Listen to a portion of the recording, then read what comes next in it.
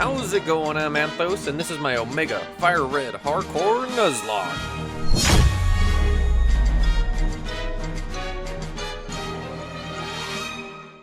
Welcome to my first grand video to start this channel.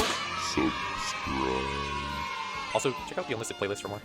Now, I've done some Nuzlocking before, but never completed a run, so this will be a good one. I started Gen 3 so I can climb my way up for the future. Just a little bit of information. I overheard about a ROM hack maker, that being Drayano, who is well known for creating harder, more interesting ROM hacks of prior existing Pokemon games, so I'll be trying one of his earliest hacks.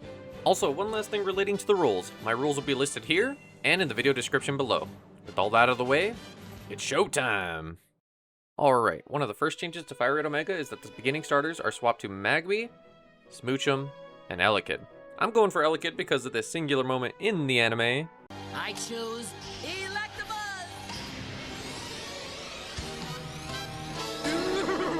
My rival goes for Smoochum, who I just... easy enough. Also, I'm not gonna lie, I forgot that Electivire and Magmotor weren't in Gen 3, so I kind of fumbled mentally when picking my starter.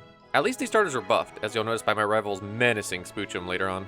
Ignoring that evil menace, I actually did Oak's parcel quest fast, and didn't get my encounter to pop on Route 1 to Viridian City. So I'll grab that one after my Route 22 encounter since I'm looking at an encounter sheet, and I want that Poliwag first. Just one rival fight later, and I snagged the Poliwag. Next up, I actually snagged Ralts in Vermilion City, and a Nidoran on Route 1, then Shroomish on Route 2, and finally a Caterpie in Viridian Forest. This team is actually pretty good. Shroomish for Brock is actually insane too. Lastly, I get Slackoth in Pewter City, which is okay. Bad ability, but great learn set overall. Before I forget, let me iterate, this is my Nuzlocke. I'm using infinite rare candies to skip grinding for the sake of sanity. Anywho, here's the rundown for the gym. Shroomish is going to tackle most of this gym. I have Poliwag and Ralts on standby for this one Mon that counters Shroomish. Elekid has Karate Chop as an extra add-on to the team. Nidoran brings Double Kick, and Butterfree is here for emotional support / powder moves with Compound Eyes in case things hit the fan. With all that out of the way, it's time for my first gym battle. He sends in Geodude, and I go for Shroomish. I wanted to force Brock's potion early by chipping away at this Geodude with Leech Seed, but I realized I should just kill it, so that's what I did. And with the 4x weakness to grass, this Geodude's gone. Next one up is Rhyhorn. Somehow this thing has Flamethrower, and that's what I expected it to use, but the AI is kind of funky. I have no clue on its thought process here because it went Tail Whip on the turn I opted to stay in and Absorb, which is super close of a KO. The other unexpected AI moment was when he swapped to save his one-hit Rhyhorn. Good play to Zev dead weight, like what even? Moving along, here's some cool unexpected planning. What's wild is that when I captured my Ralts, I didn't know this at the time, but it didn't have Synchronize, it had Trace. The Vulpix only has Ember to attack with, so if Ralts pops in a battle, it copies the Flash Fire, making it useless against Ralts. Bad part with this is I'm stuck constantly swapping between Ralts and Poliwag to eat Confuse Rays and Hypnosis to try and hit it on wake up turns. It's a safe strat because Vulpix is useless, but my mind is zonking out, man. Mind you, this took 20 turns just to eliminate this Vulpix because Brock was being such a cool, funny guy, he healed it right as I was about to finally finish it off. Skipping all that, Vulpix finally goes down, he sends Kabuto in, which can't do anything to Shroomish, so I just eat him up real quick and then get to clean up Rhyhorn in the back. Something I actually didn't take into account was all the XP I was going to get on Shroomish. So much so it learned Mega Drain. This Shroomish just wanted the badge. And well, this was unfortunate timing for poor Ammonite, who just got deleted from Mega Drain. Now the upgrade was nice, I still had Brock's last Mon to deal with. This Onix will spam Swagger to confuse you and pelt you with Paralysis from Dragon's Breath, and use Dig for big damage and Rock Tomb for speed control. Thankfully, Shroomish is just carrying and hits the Leech Seed through Swagger, which will put this Onix on a slow timer until it faints. Great for me. Now what I didn't expect was when I swapped to Poliwag to remove the confusion from Shroomish, he locked himself into Dig. Recognizing this, I swap back to Shroomish, and since I'm slower, I get a free Mega Drain off since he'll hit me Before I suck him dry. Now that's a good start for a first badge. With Brock defeated and Route 3 open, I stock up on repels and other items at the Pokeshop before leveling them on since my level cap went from 14 to 23. After everything is said and done, I have some massive upgrades. Ralts evolved into Curlia, Shroomish into Breloom, and Nidoran into Nidorino. Any trainers up to Misty is going to be a joke. Now delving into Route 3 more, I can finally get a new encounter. Here's a trick I picked up on and wanted to use for my Route 3 encounter specifically, and something I wanted to briefly mention as I do throughout this run. I wanted to try repel manipping. If I repel, I can only encounter Mon of my level or higher, so using this, I can pinpoint some Mon in the encounter sheet easier. The Mon I'm aiming for is this Vulpix. Looking at it, the only other Mon I'll have to fight are Jigglypuff and Mankey in the sheet. Luckily for me, I somehow get the Mankey! The 4% Mankey! Man, while I should mention it, I skipped the Magikarp vendor at Poke Center because every time I grabbed it prior, it counted as a Route 4 encounter, and I wanted to avoid that since Magikarp is easy to get, and the Route 4 encounters at Cerulean are actually pretty solid. Moving past that tragedy, to Mount Moon. It's a breeze thanks to my level cap and Mon I have at this stage of the game, but what you really need to know about Mount Moon in this ROM hack is that this cave is one of 2 cave spots in the entire game that has an insane encounter table. Some of these Mon easily make the Elite 4 team, ranging from Tyranitar to Salamence to even Aggron. Remember that for later, because for now I'm going to skip it to come back and maybe get them more guaranteed with some help. Now, unfortunately, I kind of realized this late, but I should have done harsher level caps prior to the gyms, or did them based on rival/boss battles too. Even then, my rival was like 23, so I would have steamrolled this anyways. Anywho, grabbing my fossil and exiting Mount Moon, I arrive in Cerulean City. I decided to hold out on the rival fight and any possible encounters, as I knew getting access to my next level cap would help me stomp out the rival, even if my team could probably just handle him at this stage, so I decided to turn my attention to Misty, and man, just look at the team she has. Thankfully, I have a general plan for this team, and the stars will be Breloom and Kirlia. Just like last time, Poliwag is in the back with Water Absorb, and I didn't evolve Nidorino just so I didn't get her ground typing. I also actually bring Slackoth, who evolved into Vigoroth, who just so happened to have a good moveset, and with no Truant, he was a good extra support in the back. Now with the team prepped, Coca-Cola in hand, it was time. Here's the game plan with her Staryu. I Leech Seed with Breloom, then swap to Kirlia. Since Kirlia learned Calm Mind at this level, I can freely set up Calm Minds, boosting my Kirlia's special attack and defense. Not only am I getting tankier against her team, I'm also healing from her Staryu because of the Leech Seed I set up. And to make things worse for her, I can set up double teams to boost my evasiveness on Kirlia so I can sweep through her team reliably. And might I say, it worked beautifully since I forced her potion already because of the Leech Seed on Staryu. Now it's time to button mash and win. I go for the knockout on Staryu, which somehow lands a tackle on me despite all my boost. But that's okay, Kirlia retaliates by one-shotting her Golduck next. But next up is her Seadra, which is a threat. Proving that it's a threat, it uses Dragon Rage on me, which always does 40 HP and can always hit, so despite my evasive boost, it does not matter. Thankfully, in the same turn, Kirlia eliminates it, which puts me on top. But at this point, I gotta swap Kirlia out. I go Elekid next because I don't want Breloom taking an Ice move, and Elekid can safely swap in, and get a really nice Thunder Punch off too, even through Attract because he simply isn't a simp. I swapped to Vigoroth to get rid of the Attract, only to get attracted again, and yet still get my yawn off. We aren't simping here, Misty, get out of here. Now one more swap to Poliwag to soak the Water Pulse with Water Absorb, then a swap to Breloom to finish it off on a sleep turn. Now I'm in a good spot at full HP to fight Togetic. Playing it safe, I Leech Seed again to put it on a timer before swapping to Elekid to Thunder Punch it before the Leech Seed finishes it off. Clean and easy. What's insane looking back on this fight is that Misty never managed to get one Confusion proc on any of my Mon, and when I got parried on my Mon, it never fully parried them on a single turn, including the 2 attracts that hit. Safe to say, Elekid kept to that trend and Thunder Punched the Starmie not once, but twice, forcing its Citrus Berry and her Lemonade right before I could finish it with a quick attack. Keeping to the rhythm, Elekid lands another Thunder Punch, insane plays by Elekid. From here, I swap to Breloom, and one Mach Punch is all I need. GG. Okay, so a few things to get out of the way. One, of course, being that my level cap was 27 now, and I forgot to update my overlay all the way in real time, all the way prior to Volkner. On the bright side, this meant I had some more Evos. Poliwag finally evolves, I get access to Nidoking, and Electabuzz. This team is comfy. I also destroyed Blue on the rival fight heading to Route 24, so no need to cover that. The last thing to mention is I have quite a few encounters to list, so I'm just going to rapid fire this part with some vibes-based music. It's time to roll the music. Getting through this fast, the plan was to eliminate dupe encounters to get a Feebas later on, guaranteed. The problem was, I literally caught all these dang water types on the next gym battle, which is an electric gym. It's okay. I got Chinchou with Volt Absorb, so that sort of makes up for it. Looking back, I remember not having any grass types throughout the playthrough, and it's ironic because Oddish would have solved that pretty easily with Poison Grass, but I just needed a solid grass type, and I forgot it turns into Blossom, so fumble there. Honestly, I don't feel too bad. Water types in general are pretty solid. I just thought Gyarados would be better in this gen, to be honest, but Gen 3 physical special split didn't happen, so there's no physical water type moves just yet.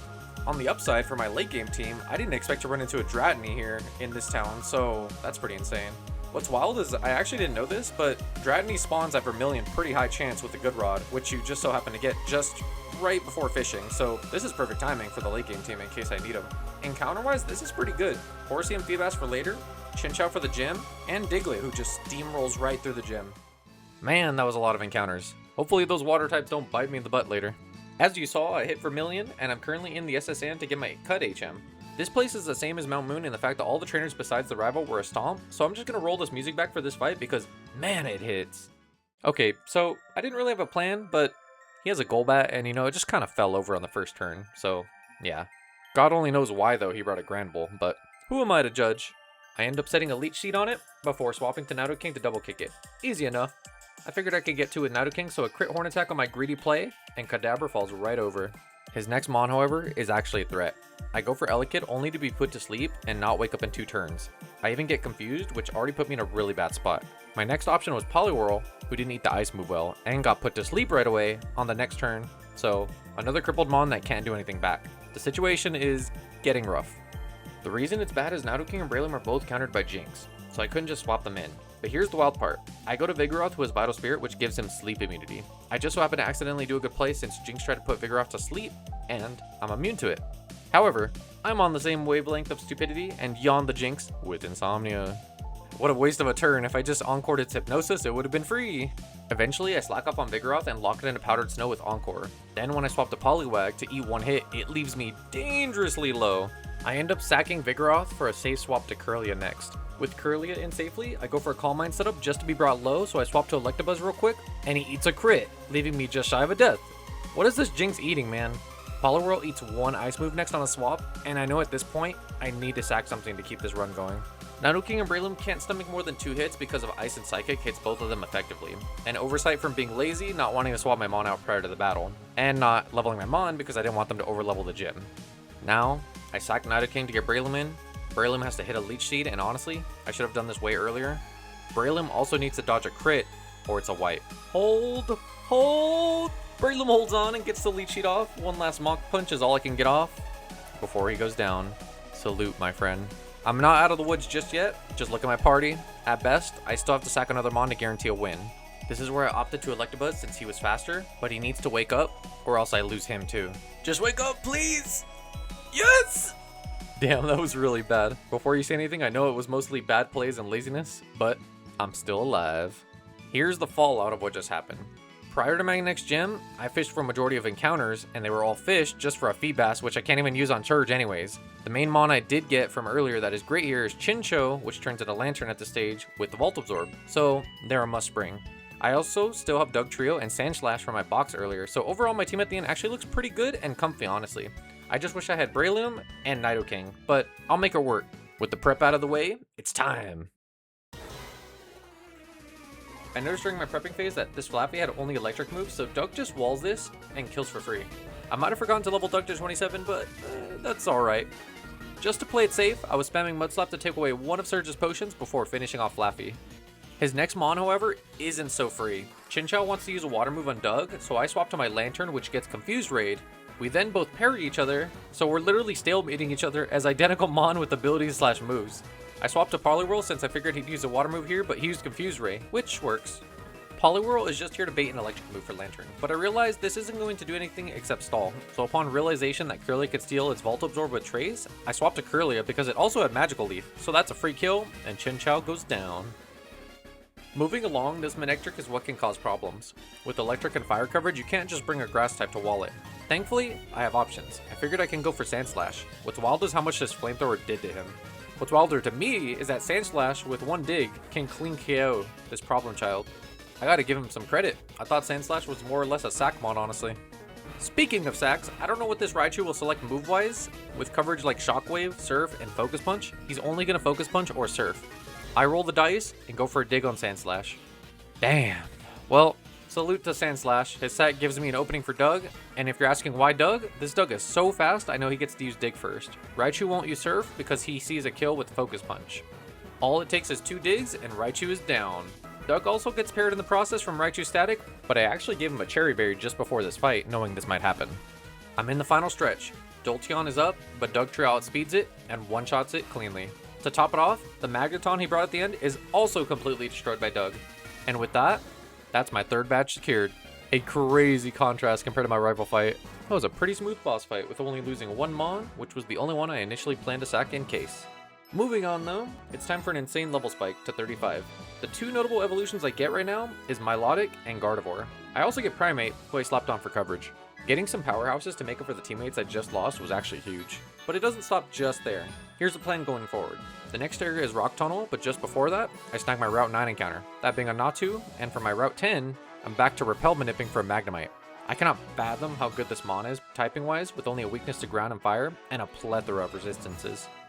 And what do you know, I got one after all. This specific little guy is actually really special, with the ability Magnet Pull. If I lead this Magnemite on a route with a Steel type Pokemon on it, then with Magnet Pull, it will activate a 50% chance to force that Steel type out. This is before hitting Rock Tunnel too, which is huge. This place is packed with insanely good Mon. I knew that both Mount Moon and Rock Tunnel would be postponed until I exhausted every chance to get a Magnemite or Nose Pass to abuse Magnet Pull. Fingers crossed for the best here. Come on. Oh. Yeah, that's right. I walked out with the rarest Mon in Rock Tunnel, sitting at a measly 4% encounter rate. It's Beldum. Magnet Pull gamers rise up! With that banger in my pocket for later, I knew I could skip the attempt for Aeron and Mount Moon. Maybe something even better could pop up too.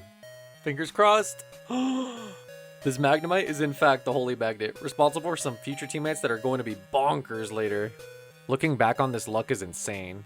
But I'll focus on Bagon and Matang later. They can't fully evolve just yet, so I'm going to keep them in my box while I focus on progressing. This is actually the moment in time I actually made my way back to Rock Tunnel, and then went through it. I also ran past this useful guy that will come in handy for later.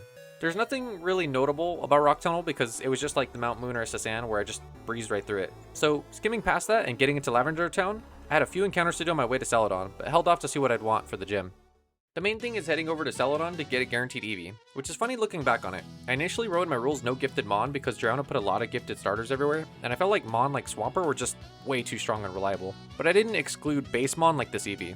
Long story short, I kept an unspoken rule of not using gifted starters that Drayano specifically hands out, so it's not actually a rule but just something I kinda did. Going back to the Eevee, I'm not even going to use it right now, so in the box he goes.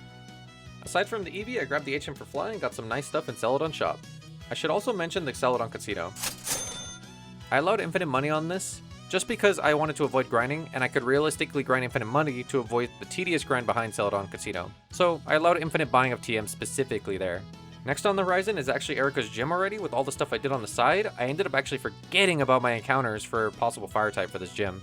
Now, upon further inspection, you might be like, why would you bring Politoed? He's literally weak to grass, but just like Surge, I have him here for a reason. This team looked pretty comfy in my head, honestly, and I'm aiming for that 4th badge.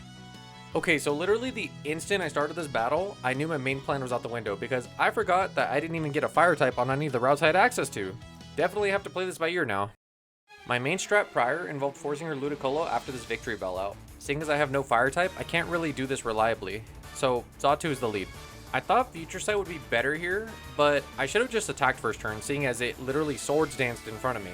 Now, I know I'm faster, so next turn I get a Fly off, and I dodge the Sludge Bomb from using Fly. I can't believe Fly barely misses the kill range, and Xatu goes down to the Sludge Bomb. I should have just used Extra Sensory instead of Future Sight. But here's the benefit of using Future Sight. It's going to finish off this victory bell as I swap my next Mon in. So I swap Doug in to bait the Ludi, hopefully, and well, that's not a Ludi. This is completely okay though. This Blissey has Ice Beam and Seismic Toss, so I get why I got baited out, although it's not what I needed. This is where I swap in my ace, Politoed, who I taught the move Thief. This is great for me. I can wall the Blissey, and I can steal its leftovers in the process, which is an insane item I'll use throughout my Nuzlocke. Thanks to Blissey, my Politoed now has infinite sustain thanks to leftovers now. I don't want to stall this out though, since this Blissey can softboil its HP back to full, so I'm going to Parasong it for now to force Erica to swap it out. My next swap is Gardevoir here, since it had good coverage. She sends Jumpluff, and this thing is so fast it easily outspeeds my Gardevoir. Thankfully, it uses Leech Seed instead of Sleep Powder, so that's a free KO with Ice Punch. Now, the bad part is the Ludi swaps in, and I'm Leech Seeded. I know it's going to use Rain Dance, so I could sneak one attack in before I have to swap. Here's some cool mind games though. I know it's going to use a Boosted Surf to take a chunk out of my next Mon. This is where Politoed comes back in and heals off the Water move. God, I love Water Absorb. Ludi now sees a kill with the Grass move, so the Holy Magnet makes his return. I can freely pair Ludi to cripple it and spam Thunderbolt to take it out. I even got her Hyper Potion in the process, for he is the Holy Magnet. Blissey decides to come back out, and you already know I'm going to Parasong on Politoed. Honestly, I thought I was cooking for this next play. My Doug Trio has Arena Trap, literally stopping opposing Mon from swapping in and out of battle. I figured if I swapped Doug in on the last turn of Parasong, Blissey wouldn't be able to swap out and would die. But I didn't realize I needed to be already present on the field for it to take effect. This left me pondering what happened when it swapped out on the Arena Trap. That's okay. I'll get Blissey eventually. For now, I swapped a Magneton to cripple Vileplume, and because that Steel typing is great, I get to resist everything this thing throws at me. I get to swap in Gardevoir now, and I dodge the Sleep Powder in the process. A Psychic and an Ice Punch later, and Vileplume is out. Getting down the line, next up is Bellossom. We trade hits, but ultimately, I have to swap out already. I did a swap to the Holy Magnet, who ate this. Oh, Jesus. Now I have to swap to Electabuzz. I pair it and then proceed to Fire Punch spam this Bellossom. It's on the back foot and it's just spamming Synthesis to heal. My mans was dedicated to decimate nature with his fist. Literally, right as Erica uses a heal item to full heal Bell, Electabuzz hits a crit on the same turn. Electabuzz is literally a menace to this plant life. Bellossom is down, and all that's left is the Blissey that kept running away. You can absolutely bet I did Parasong for the final time. I won't lie though, yours truly was eating IRL, and I lost count. Yeah, rip my Politoed. You carried while you lived for like, I don't know how long. That's okay though, 4 badges down and a free leftovers to top it off, literally living good. From here on out though, this video is longer than I expected and I'm barely halfway, so I gotta ramp this up. I have a lot of things to cover, so let's start with Rocket Hideout in the casino, a rival fight, and even Lavender's Ghost Tower. Just before that though, I got my last notable insane level spike from 36 all the way to 50. Metagross is now on the team because of this as an absolute powerhouse. I also get Kingdra, which is great typing wise, and for range shenanigans. I got Umbreon now too, simply because Dark types always felt scarce, and this Umbreon would be great to counter the rival's Jinx throughout the remainder of the game.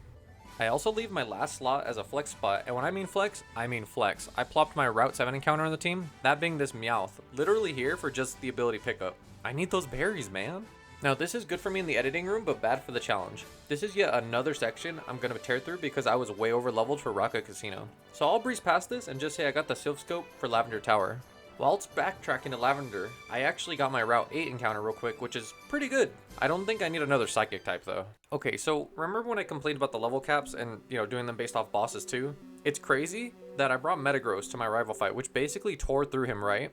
That's a given. Yet his Jinx 8 levels under still outspeeds my Metagross. How does that even happen? As you'll notice the trend though, I'm stomping through. Lavender Tower is literally no different. The main thing to take away was getting Ghastly, and as a certified Gengar enjoyer, I love him. He's also my only ghost type, which is super useful. Wrapping up Lavender Tower though, I have the Magic Flute, and I can really make headway to Fuchsia with this, but there's a lot of encounters and some items to grab. So we're rolling some vibes-based music and rolling the footage. Here's the plan. I held my Route 16 encounter for a long time just for this Snorlax. Knowing the grass nearby had pretty meh encounters. Snorlax is a champion, definitely snagging one of these guys for my team. Afterwards, I snagged the item finder. A slight bit of information I picked up on is that both Snorlax locations in Kanto have a free leftovers, if you have an item finder. I definitely want those. Lastly, the encounters in this stage of the game are kind of whatever for the most part. They don't really serve a purpose besides being just in my box and getting rid of any dupes. But I do get a Dark type in Mightyena, which is okay, but I already have plans to counter other Mon that are Psychic, and I don't need him. The main takeaway is that I got 2 leftovers, the Snorlax, the Surf HM, and an unexpected Safari encounter. Looking back, I don't know why the footage is so bitrate heavy, like it's just a recording of Pokemon. Alright, and with all that wrapped up, here we are in Fuchsia City. For quick reference, it may look like I broke the Nuzlocke rule since I displayed Xatu after it died, but I literally was using it only for fly, so I believe that was okay. I didn't actually use it for combat after all, and I could have swapped to Pharaoh at any time, but I was lazy. Anyways, moving along, some quick insight into Koga is that he actually gave me the most trouble in the past out of the gym leaders. He's the reason I even started checking route encounters to begin with. It definitely helped, and I even know how much this will play out if things work out as planned. To top it off, Metagross is literally better than anything I could have predicted having, and Snorlax is also a great wall to have. I even have Flygon, which is great since it was another ground type that immune to ground type moves completely too. But no more rambling and planning, I'll just show ya.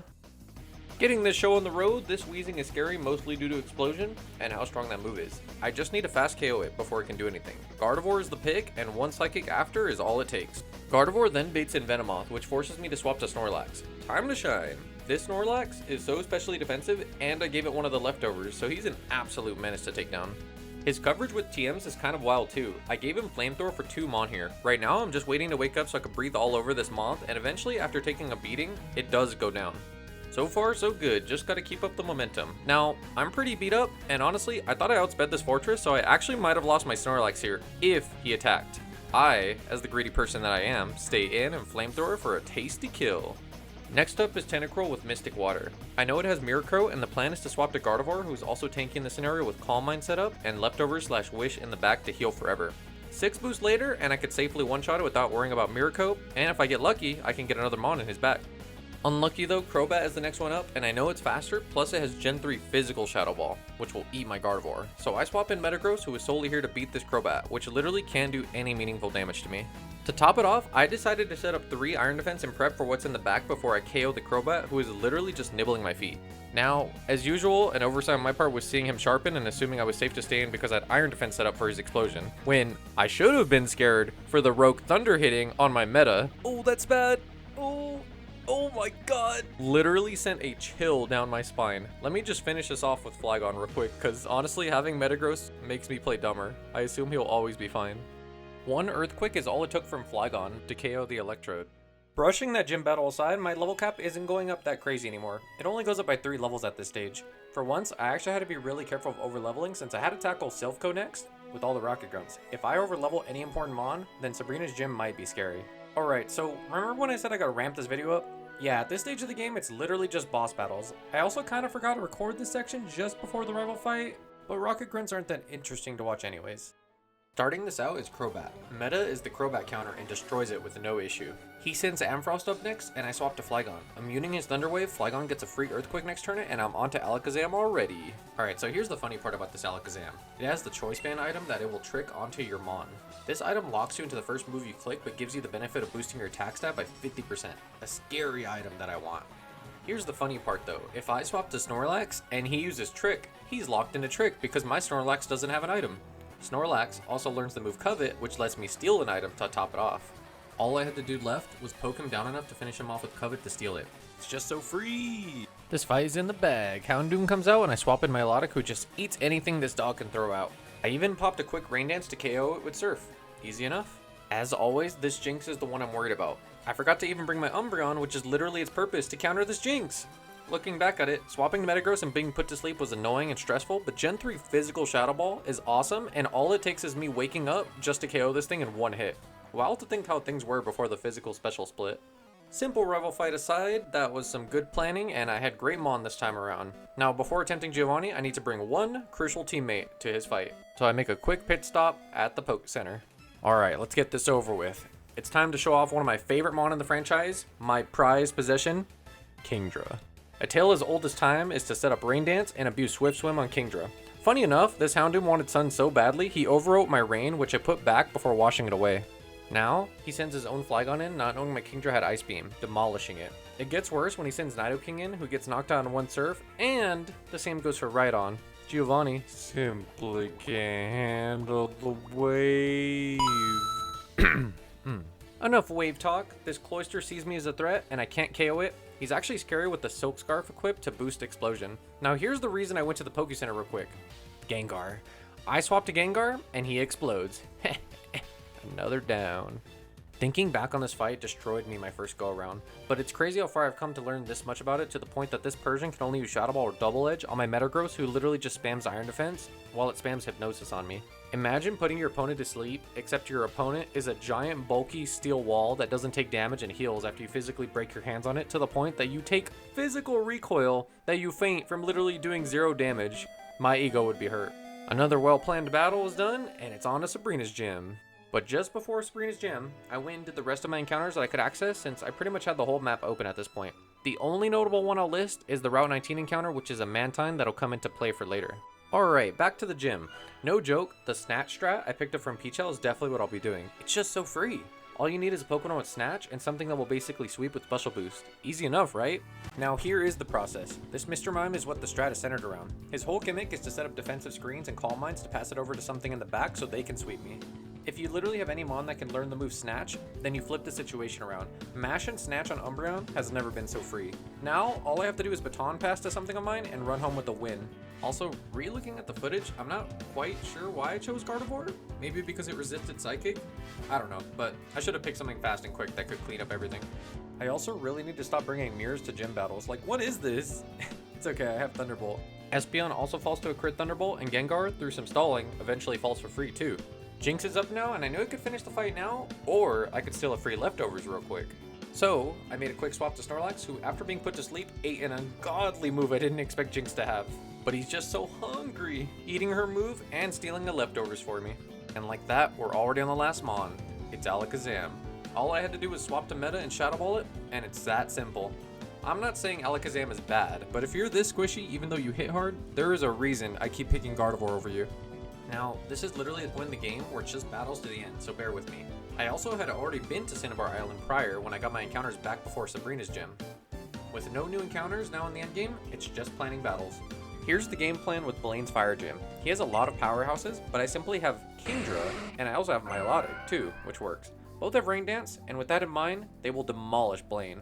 I also brought my old pal Doug and gave him the Choice Band from earlier. If something bad happens and I need to revenge kill something, then Doug with Choice Band, Earthquake, plus Arena Trap will take them out. It's wild because I'm literally using a Doug like a Gen 3 competitive player. Time to set this plan in motion. Firstly, set up Rain on my Melodic for exactly 3 turns of Swift Swim boosted surfs on Kingdra to sweep 3 Mon to gain insane tempo. Kingdra takes some chip damage from Arcanine, but that's why I gave it leftovers. It is quite simply too easy. Arcanine goes down in one swoop, Ninetales falls after, and even another kill is secured on Typhlosion. I promise this fight is hard, I swear. Alright, so here's the reason I didn't leak Kingdra to set up Rain, since he already knew the move anyways, and I could have just swept from the get-go. My Rain Dance wears out exactly when this Solrock comes in if I have Melodic lead the battle to set it up. This Solrock actually ends up doing the least amount of damage out of everyone on his team, while I set up Rain again to sweep the rest of Blaine's team. This fight can be stressful, and the Magmar in the past caused so many problems, so the fact that I can just Rain Sweep is insane. Blessed though, because I love Kingdra. He's just so cool, man. I love him. Shortly afterwards, I get forced to the Sevi Islands, which I will not cover for the sake of time, and it was nothing important. Even the encounters I got were meh. With Blaine down, it's already time for my 8th gym. Here's the scary part of the run. This was my 2nd attempt ever reaching the 8th gym, so my experience with this battle was lacking, and I was bound to make a mistake or two. Looking back on the run as a whole, I really missed out on a solid grass encounter which kind of mattered here, but the Mantine I caught a while ago was actually going to come in clutch for a certain Mon. But with my Mon looking solid and item set, I felt confident enough to attempt it. Firstly, going into this Flygon wants to set up Sand or Attack. I opt for Agility over Rain Dance since it could have overridden my Rain anyways. I look out and get a free Agility since he Sandstormed, and on my next turn I set up Rain to use Surf, and this was a mistake.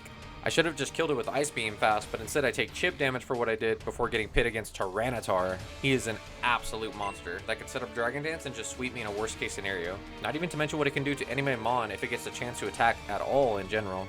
The bad part is that Tyranitar's Sandstream activated upon entry, cutting off my Rain.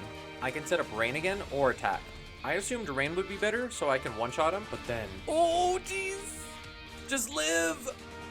Oh, he lived! I take his Hyper Beam and manage to get my Surf off, and then this happens. Kingdra, no! I was really hoping that would work, and I could have just deleted anything else in the back with that Rain. Focusing up, I send in my Melodic and clean up with no issue, but honestly, that was a brutal death. At least his scariest Mon was out of the way. I was on a Cacturn, which is normally annoying with Sandveil, but seeing as I cut off the sand, I was fighting just a normal Cacturn that couldn't do anything in return. Some poison from Umbreon, and a swap to my Melodic, and he's down. And then next up is Rhydon, who is an absolute joke. With a 4x weakness to water and being slow, he was just dead. Now, this Swampert is a literal problem. With a weakness only to grass, and seeing as I have no grass types good enough for this description, I have to do some weird shenanigans. Here's what you need to know. He's got Hydro Cannon and Earthquake. Remember that Mantine from a while ago? This is his moment. With the built-in bulk and immunity to ground since he's flying, he just needs to eat Hydro Pumps while I swap Umbreon in to bait out his Earthquakes. Umbreon, by the way, is a monster at this stage in the game. With Moonlight for healing, Protect, and now Toxic, I can effectively stall certain Mon out that I can't normally deal with. So this battle turns into a stall match with me forcing moves out of Swampert from my 2 Mon until he eventually has nothing left. Metagross then gets the freest kill he's ever had. Now that's some good planning. It's actually crazy how ironic this is, right? How free the ending of the battle is after all that. I didn't mention it, but when Swampert ran out of moves and was spamming Sleep, I just decided to set up 3 Iron Defense and go for Meteor Mash to get a free attack boost, and what do you know? I had gotten 1. This Persian was actually just doomed from the start. The only thing it could do was stall its Sleep, and even with that, its strongest move did a literal 6 damage, and it took recoil from said move. Meta simply isn't into that stalling life, and that's a GG. This fight went way better than I could have predicted because last time I just wiped here. So that was the positive. The negative was saying goodbye to my good friend, and honestly, I don't know how I'm going to tackle Lance later. Kingdra was literally my answer. But that's something to worry about later. The nice part was my level cap jumping all the way to 69 and getting one of the best TMs in the game. Earthquake. I instantly gave this to Metagross. Here's the other important part. I get access to arguably my 2nd or 1st best Elite 4 option for my team. I pull out the bag and I got all the way back at Mount Moon after the Holy Magnet's blessing, and it was time to level him up. It's beautiful how fast they grow, especially with rare candies. This Salamence is a monster. I never got to use one of these ever, so just seeing the stats, I knew right away I was going to bring this over Dragonite. With that quickly out of the way, it was time for my rival fight before Victory Road. As usual, Metagross walls this Crobat. The main difference is Meta has learned agility, so the plan this time around was to pop agility before killing Crobat and maybe get a Meteor Mash attack boost to really sweep. I wasn't lucky, however, with an attack boost and didn't want to deal with too much confusion and chip, so I finished off this Crobat relatively fast. Next up, Anthos eats a free Earthquake, and so does Houndoom. And then Alakazam. The fight would be a different story without Meta 100%. Unfortunately, my luck ends here. I was unsure whether Psychic would one-shot Venusaur or Earthquake, so I opted for Psychic, which misses the kill. I can't continue my meta sweep since this Venusaur puts my meta to sleep and hits a nasty amount of damage with Frenzy Plant. I don't want to risk a crit on him, so I swap just to experience Snorlax getting put to sleep and taking this Frenzy Plant too. Bro, hello? That was so much damage. Now I swap to Flygon and instantly get poisoned by a Sludge Bomb. At least one fly later and he's down finally. Now, onto the problem child of the family. And while I still had 6 members, I was crippled and had to really rely on Umbreon here, which counters them really well. Dark typing to Immune Psycho Boost and Toxic to Solid Out. Just before that, I know it's going to Ice Beam, so I swapped to my Milotic to eat it, and then I stayed on my Milotic since it's walling pretty well. Funny enough, I didn't think this out, but when I got put to sleep, Jinx activated Milotic's Marvel skill, giving me the 50% boost to tank its nasty Psycho Boost. I considered staying in, but the fact is that Psycho Boost still did half my health without being a crit, and my ability was on. I can recover, but ultimately, I'll risk a crit death. Jinx also ate its White Herb item after using Psycho Boost, completely nullifying the move's negative trait of lowering the user's special attack by 2 stages after use. So realistically, it's ready to blow something up again. I have to play super safe. Finally, I swapped to Umbreon to immune the next Psycho, then I Toxic. Instantly forgot it was going to put me to sleep, so I should have protected. I attempt one Wake Up, and it doesn't quite work out. The same happens next turn, and I get crit. But I have faith Umbreon will wake up to protect. Man, Umbreon's so sleepy. I played greedy, but damn, that was wild. Umbreon was really important prior to the Elite Four. My only other option was Gardevoir, and I actually forgot about Trace and copied Jinx's ability, and now I can't be put to sleep. So, you know, Trace Gardevoir is just sick like that. Here's the funny strat I brought back again. Just like Tentacruel during Koga's gym, I can set up Calm Minds to get stronger and bulkier, and Wish Spam to heal the damage. Even a Psycho Boost this late was too late. Gardevoir cleans up Jinx, and I'm on to Victory Road. Following the tragedy of 2 prized Mon, I made my way through Victory Road, along the way planning who I could use to replace Kingdra and Umbreon. Umbreon was supposed to be the counter to Jinx in the Elite Four, so now with no real answer, it was going to be very scary. Lanceau was also going to be scary, seeing as my Kingdra wasn't around to sweep him. Brushing that aside, I had my eyes on a possible 20% Victory Road encounter for Onix, which Steelix is pretty good. I, however, got... Dude, that's so bad! Seeing as Victory Road was literally useless, this was the stage of the game I had to double check everything. It's my final prep stage before the Elite Four Gauntlet, the point of no return. I ended up flying all around Kanto grabbing whatever I could think of, and I remembered that guy in Rock Tunnel that would teach Rock Slide. Well, this is the moment I picked up Salamence to receive this move for good coverage. I also gave it Fire Blast and Aerial Ace, and I left its naturally learned to Protect on for safety. I felt confident in his moves. Now here's the final rundown of my team. I have my solid bulky water type in Milotic, I have Metagross as an absolute unit for my steel type, Salamence as a carry in the back for whatever I may need it for, Snorlax to help wall and steal items away from threats, Gardevoir with Trace shenanigans as always, and Gengar for great coverage and solid speed and an amazing typing. This was it.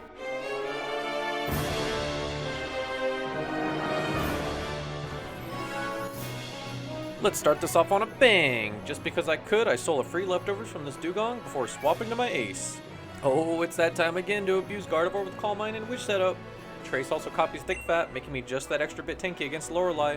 6 Calm Minds later, and Dugong is out, and Slowbro falls shortly after. I avoid the simping from Attract Milotic, so that's 3 already. Let's add a 4th to that count with Walrein, and then... Why does she have a Wigglytuff? Thanks for the free pick, I guess. And that's how you sweep right there. Lapras has no chance. God, I love Gardevoir so much. Let's keep this momentum going. Kingdra isn't around for Rain Sweep, but that's okay. Milotic has her pal covered. Set up Rain as usual, and then proceed to clean up Steelix. Donphan isn't ready for the wave, and Armaldo, seeking revenge, will suffer the same fate. I may be a little scared of Machamp's damage, so I swap to Gengar to immune his fighting move, and then I swap to Meta to eat the Rock Slide, and I freely take it out with 2 Psychics. Already on Bruno's 5th Mon, and this poor little guy has nothing to hit Gengar with. He gets a slow death as I gave Gengar the Choice Band and accidentally clicked Thunderbolt. I may have been a little scared of losing anything, so I swapped to my Milotic on Poliwrath of all things to spam Ice Beams to chip it. While he spams Mind Reader, absolutely sinister behavior from him. 1 Psychic later, and Bruno is down. Let's keep this show going. Moving right on to Agatha, she leads Shed Ninja and I lead my prized possession. I thought one rock slide would take it out, but it procs its 10% focus ban, but that's okay, just one more rock slide and it's down. Gengar comes out and this guy was looking for an ice punch. I opt for a Gardevoir to set up, but get burned. I also mess up setting up from getting poked too low to risk a heal with the wish, so I have to swap again. Now, I consider myself pretty okay at decision making, but what I did here was definitely questionable. Next up, I swapped to Snorlax to accidentally click Covet, so Gengar immunes that, and then when I click Shadow Ball, I get burned. Instead of staying in to finish off Gengar, yours truly swaps to Milotic and gets Thunderbolted, and then Parried. Then I swap to Meta to get parried again on a Thunderbolt, and then it gets worse. On my last swap to Gengar, Agatha's Gengar uses Destiny Bond, and I use Psychic. To be fair, I thought Destiny Bond only worked on the turn you clicked it on, and not the turn after. At least it's out. Quick mental reset. That hurdle was over, but Agatha's Gengar put in work. I get a freebie here in Crobat, and you already know Meta destroys this thing, even while crippled. One Psychic missing the range and forcing a full restore, and then a Psychic hitting the range to KO. Man, I love Meta. Okay, so really quick, this Misdreavus straight up is a menace. I was terrified of losing something to it, with Mean Look and Parasong to take you out in 3 turns, and even Taunt plus Destiny Bond to force you to attack it so you take yourself out. What I found out was that swapping was forcing taunts out of this thing, so I got some heal turns in on some other Mon thanks to leftovers. But I decided to go to Milotic after some stalling, and what do you know? It did Parasong, but I already did half its health in one surf, so one more surf, and it's down. Whew, I feel the stress leaving me as Hypno out of all things gets sent in, all reliable Meta gets to come in and slowly take it out thanks to Paraturns being annoying. But just look at this. This Hypno used Calm Mind, by the way, and only hits this hard on my Meta. Literally just healing the damage off at this point. What a joke. On to her last Mon. At this point in the fight, I realized Milotic can be poisoned by this thing since it's parried, meaning its Marvel skill is active too, which is great. They were a perfect swap. I get to set up Rain Dance and recover before taking it out in one surf. Gotta love Marvel skill. Whew, what a fumble with that Gengar. Honestly got spooked with all that RNG that Agatha's Gengar inflicted. I'd really have to be careful going forward with only 5 Mon to handle the last 2 battles. Okay, this was one of the scariest fights in the game, and with Kingdra gone, I had to rethink how I was going to take out Lance. I had also fumbled losing my own Gengar, a brutal punish for panicking. I just had to make do. I had solid options, and Milotic was going to take up that mantle that Kingdra left behind. I believe.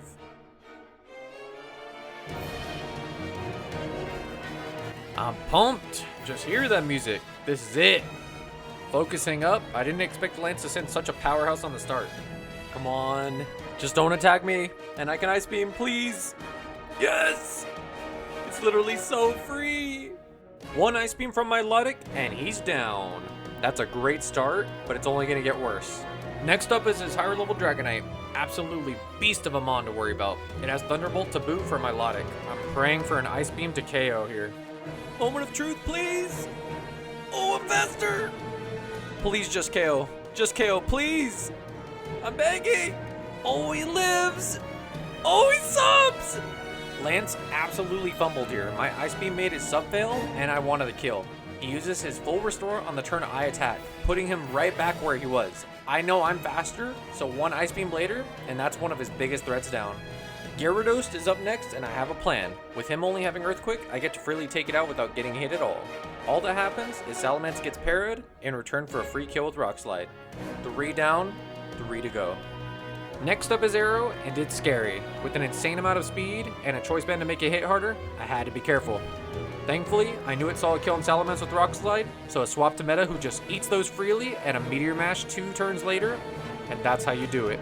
Not out of the woods yet. This Charizard is scary with tools like Belly Drum, Substitute, Blaze, and a Slackberry to really boost its Blast Burn. My initial idea, I figured, was to set up Rain to shut down its fire. If he decides to Belly Drum and spam Earthquake, then I could swap to Salamence to counter that. Initially, I was terrified because on the turn I set up Rain, he did Substitute. The perfect chance for Belly Drum.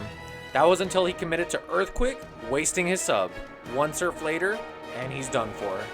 This is it, last Mon. His last Dragonite comes out, and I know this is a wrap. It doesn't even have Thunderbolt to threaten Milotic like the last one, and it's lower level, so one Ice Beam, and it'll KO. You made Kingdra proud, Milotic, good job! Whew. That went really well considering Lance's team. That was pretty stressful. But now, it's time for the final battle.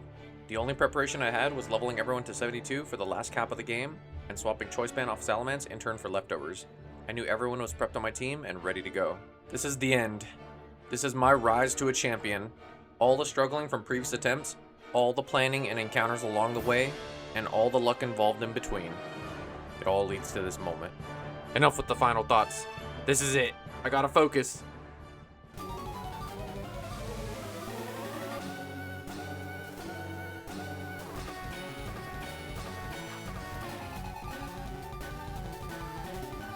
Starting this out, he leads a devastatingly scary Heracross that has good coverage and a choice band. Whatever he does, he's gonna wreck. I need to take him out before he does anything. Thankfully, it's finally time for Salamance's moment. One aerial ace on a 4x weak Heracross from a Salamence, and he's a goner. That's a good pick right there. Next up, I know Salamence baits out Jinx due to his ice weakness. This is the biggest threat and what I wanted to force on earlier in the fight since I don't have a good counter for it anymore. This is the Nightmare Mon, with setup/sleep and White Herb to reset Psycho Boost to hit devastatingly hard attacks, alongside stab ice beams. With no Umbreon counter, the next runner-up is Metagross, who's actually really solid here with Steel Psychic. I figured if I set up at least one agility, then I could have used Meta to beat something else in the back too after Jinx, but I get put to sleep and end up swapping. I really should have stayed in to wake up sooner, but this was my first mistake. I swapped to Snorlax since he was great, especially defensive-wise. I figured swapping back to Meta might be a good way to bait more Lovely Kisses out, but it ends up just spamming Ice Beams more. This time I stand to get a Wake Up Earthquake, and what makes this worse is Jinx started to use Calm Mind, which was terrifying for me. Meta wakes up and gets a nice EQ, and barely misses the range. It forces his heal, but my next Earthquake does not kill again. Now I'm put back to sleep, and I take an Ice Beam. I know that I have to swap no matter what and sack something. It took me a while to figure out what to do, but I opt to sack Snorlax. Goodbye Snorlax, you did your job well. This lets me swap in Salamence, who I know outspeeds Jinx, and can finally take it out. Thankfully, his biggest threat is out of the way. He swaps in his own Metagross now, which I don't have an answer to, but I swap to Gardevoir to attempt something, and he gets an agility off. I opt to Wish, and he hits a Meteor Mash. Now I know I have to swap again. I was praying he might do something different as I go for the heal turn on Meta, but he EQs, bringing me down. Okay, what is the call here? My Milotic is finally swapped in. I could stomach a hit and set up a good Rain Dance and hit a good Surf on Meta, which I do. I go for Recover since I know he's faster, praying for him to swap. Oh, I got lucky and he ends up swapping, but now I have to deal with Venusaur. I'm full HP, but Venusaur is also in a good spot to mess up my team. With Sleep and a nasty Grass move, he was ready to cause havoc. I swap in Salamence, who got put to sleep immediately and Leech Seeded, and then Frenzy Planted without waking up. I couldn't risk Sala getting too low, so I swapped. The scary part now, with my Milotic, was the only one with HP left, and I needed to burn Frenzy Plant PP from Venusaur. Thankfully, it can also miss this move with a 50% accuracy, roughly. Yikes! My Milotic barely lives and just barely even, with getting poisoned in the process. I'm going to attempt to keep them alive for one purpose later, so swapping back to Sala, he dodges a Frenzy Plant on entry. And thankfully, the next turn, he finally wakes up to protect on a Frenzy Plant turn. I knew he had to probably run out of PP on Frenzy by now, so leaving only Leech Seed and Sleep Powder left to spam. I just knew Fire Blast would be good for a moment like this, despite the lower accuracy and higher damage. He doesn't finish him off, but right as things could get worse, he misses his Sleep Powder, letting me Aerial Ace for cleanup. Whew, man. Metagross is back, but I'm in a good position. Sala outspeeds and just needs to hit another Fire Blast to secure the kill before he Rock Slides, or else it's over. Woohoo!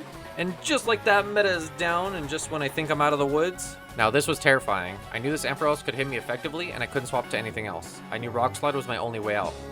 I hit one Rock Slide hoping for a flinch, and I get it, okay. I go for another Rock Slide, and I don't get the flinch. I end up trading some blows in the process with Amp, somehow avoiding all paras and crits in the process until it finally goes down. I dodged a bullet, safe to say. Focusing up, this is the last hurdle. I'm not about to throw it away. This was it. Normally Milotic can beat Houndoom, but they were too beat up, and after some thinking, I knew I had to solely focus on healing Salamence to 1v1 this thing. The only way to do that was relying on Leftovers healing at the end of every turn. With the combo of Protect and Leftovers, plus sacking Mon to get extra health, this was what I had to do. Here's the sad part. My first sack was Milotic. Good job, Milotic. You picked up where Kingdra left off. Also using Protect to get the extra chip heal in between. Then, my last sack. Gardevoir.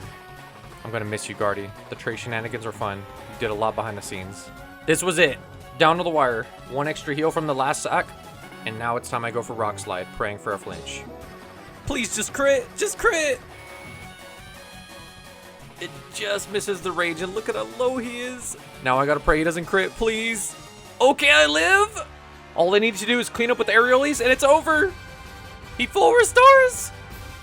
Oh, I just did half his health. I just need to outspeed now. Yes! I'm finally free. I finished it. It's actually over. It was down to the wire too. Salamence clutched that finish, and I wouldn't have it any other way. Thinking back, that Magnemite really saved the run. Imagine if I never got Magnepool and never got Matang, or opted to get Bagon in Mount Moon. All of this wouldn't have happened. From the Ralts that had Trace, to the Snorlax that took up the mantle as King Thief in place of Politoed. Or how about the fact that Milotic was my runner-up Rain Sweeper in Kingdra's place? There's so many to list here that made this run. Shroomish carrying Brock and Doug carrying Falconer, they all did amazing. It was a crazy run, and for the first time, I completed a Nuzlocke. I'm glad it ended that way. I'm not sure where I'll end up, but this was a good start to an adventure. Hey, this is Anthos. Thanks for watching, and I hope you enjoyed it. I'm going to continue uploading various games I have planned for content, and I'm going to continue working on improving the editing and storytelling. I'm looking forward to making my own stories in games like these, or challenging myself in other games. There's a lot planned, so stay tuned for more in the future. Also, like I said before, check out the Unlisted if you want to see some older content. It's not exactly storytelling, but it is just funny moments in case you like that. Second to last, but most importantly, thanks to the friends that lended their support over time. Here's to a new future with a channel filled with consistent content. Lastly, I have my socials in the description, so feel free to follow there as well. Until next time, and take care. Anthos, signing out.